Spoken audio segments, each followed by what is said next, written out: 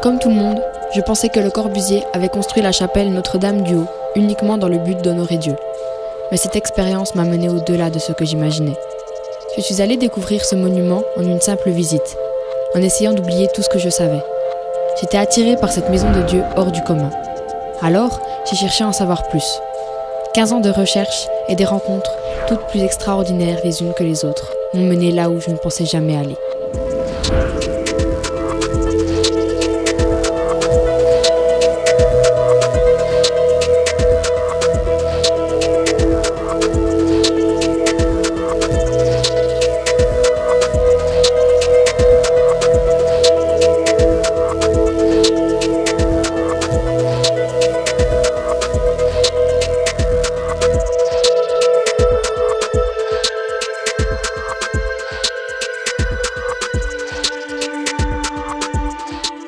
Je n'aurais jamais pu croire que ce simple bâtiment, placé bien en évidence sur une colline dans la campagne française, pouvait contenir de tels trésors de connaissances.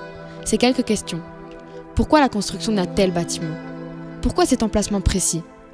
Pourquoi ces formes mystérieuses qui attirent le regard du spectateur venu admirer une œuvre majeure de l'architecture moderne? Ont ouvert d'autres questions, plus mystérieuses encore, qui, je l'espère, pourront être élucidées un jour. Venez avec moi l'espace d'un instant, et votre perception des murs, des bâtiments qui nous entourent et de cet édifice si singulier changera probablement à jamais. L'enquête que nous allons poursuivre ensemble va nous mener au-delà des frontières de notre entendement. Sans a priori, les faits assemblés les uns après les autres, de leur plus simple appareil, nous permettront d'en apprendre davantage sur notre monde et sur nous-mêmes. Lorsqu'on se promène autour du site de la chapelle de Ronchamp, on est d'abord intrigué de constater la forme du bâtiment, ainsi que des mystérieuses inscriptions, qui ont l'air d'avoir été placées là pour nous indiquer une voie à suivre. Parsemées d'indices qui, si on les assemble, porteront un sens comme les morceaux d'un puzzle gigantesque d'une constellation. Les cloches d'abord, au nombre de 3, non pas placées dans le clocher, mais étrangement dressées à l'ouest de la chapelle. Là où la lune se couche, m'ont intrigué. Le son des cloches, qui a l'air tout à fait normal de prime abord, présente des caractéristiques surprenantes. Ces cloches ne sont pas faites avec du métal terrestre. Ce métal est un alliage de yttrium et d'électrum qui provient de la planète LC dans Proxima du Centaure. La somme des fréquences de ces 3 cloches est un multiple de 3. C'est vraiment surprenant. Ces 3 cloches présentaient donc la caractéristique étonnante de contenir une loi mathématique jusque dans les fréquences choisies. Je ne le savais pas encore, mais ce chiffre 3 allait devenir décisif. Ces lois mathématiques omniprésentes dans la chapelle et son architecture si singulière n'étaient pas combinées par hasard, d'autant que cela constituait une véritable difficulté de construction. Et je n'étais pas au bout de mes surprises. En entrant dans la chapelle, je fus troublée de voir un vitrail contenant 3 cercles, comme 3 planètes. Ce vitrail pointait vers l'extérieur, comme pour nous montrer la direction du ciel. La communauté scientifique étant et moi, nous avons découvert 3 exoplanètes, soit 3 chances de vie supplémentaires en dehors de la Terre. Ces 3 planètes ont été mises en évidence en 2015 par l'équipe du chercheur belge Michael Gillon grâce au télescope TRAPPIST. Et si ces 3 planètes et les 3 planètes de la chapelle se répondaient, comme se répondaient les fréquences des cloches? Même si le pas est difficile à franchir, dans les applications abondes, il fallait que j'en ai le cœur net.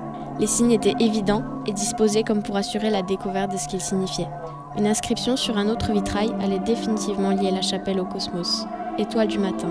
Et si on y ajoutait à cela la pyramide située sur le site, le lien avec des civilisations vouant un culte aux astres devenait évident.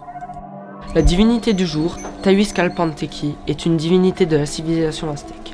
Le mythe raconte que Quetzalcoatl, une des formes de Tayhuizcalpanteki, rendu ivre par son ennemi Tezcatlipoca, émigra vers l'est, où il devint l'étoile du matin, après avoir fondé quelques villes.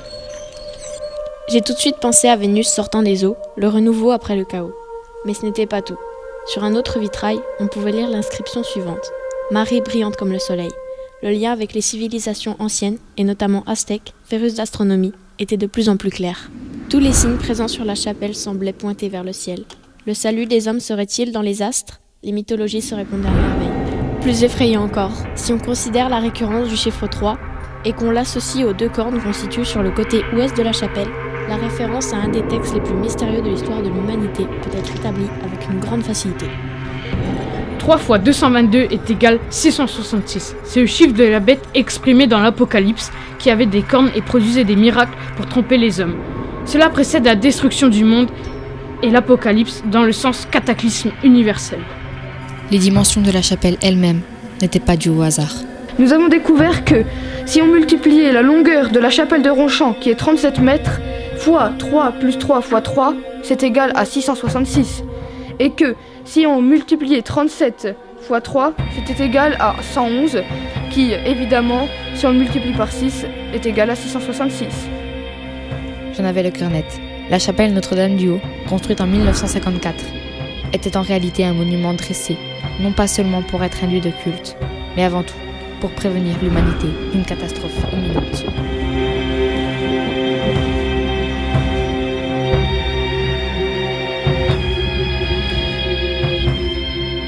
Lorsqu'on demande aux religieux qui vivent dans la chapelle comment ils vivent leur foi, on se rend vite compte que ce site a quelque chose de plus.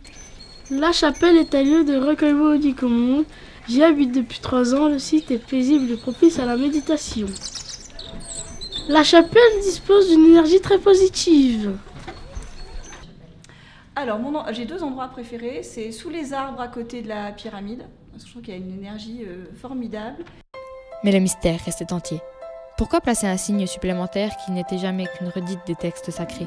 Qui plus est, dans un lieu où le passage est limité. L'investigation devait être poussée plus loin, mais ce que j'allais découvrir allait changer ma vision du monde, à tout jamais. D'autres signes placés à l'extérieur de la chapelle ont attiré mon regard, notamment des empreintes, prétendument celles de Le Corbusier, alors que la réalité était tout autre. Désolée pour le retard. On était en autopsie. Alors, nous avons enquêté de longues années avant de découvrir sur ce site si connu 2 empreintes digitales qui ne semblaient appartenir à aucun fichier dans le registre et aucun être sur Terre, ni animal ni homme. Lors de notre enquête, nous avons découvert 2 initiales, un L et un C. Le L correspondait à l'invasion et le C à cosmique. Également des témoignages troublants étayaient notre pensée naissante. Je me trouvais à la chapelle de Ronchamp, dans les environs de 21h comme tous les soirs.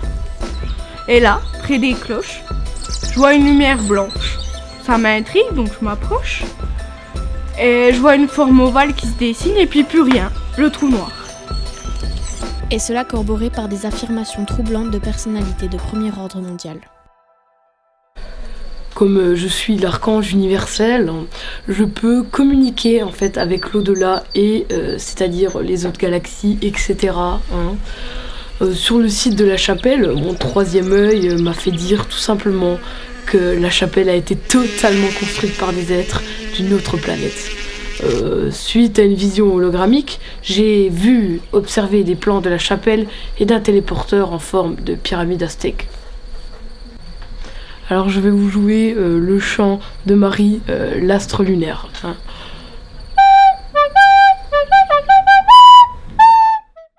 La forme de la toiture, très étrange elle aussi, m'interpellait. Cette toiture ronde, franchement, c'est du grand n'importe quoi. Moi, en tant que maçon, j'aurais vraiment pas fait comme ça.